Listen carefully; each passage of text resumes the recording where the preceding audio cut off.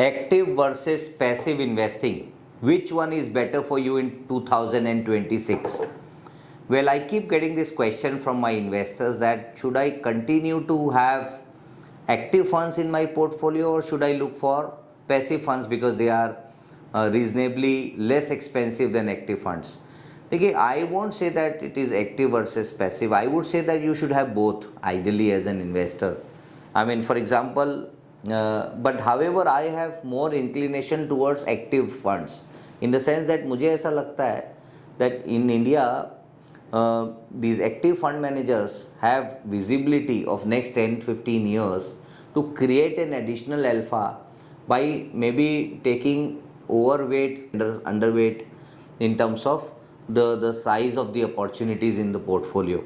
For example, when you buy the index, for example, you're buying say Nifty 50, then there are some stocks in the Nifty which may not be doing good for the particular year, and you know that as an investor that it is not going to do well. But when you buy the passive fund, you have no option than to buy the entire basket, whereas the active fund manager knows that this particular company may not have that kind of order book and doesn't look to be that this year they're going to do well.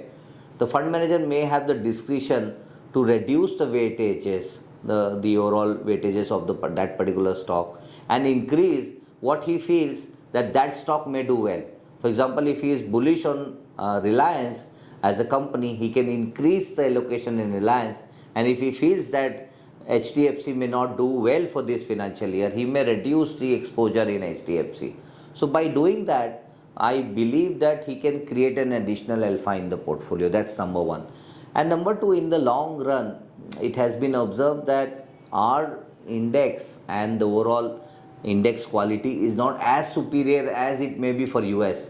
For example, in terms of manipulating any kind of balance sheet in US, it is the scope is almost negligible. Vis-a-vis when you compare that with country like India, you have a lot of manipulation at the balance sheet level.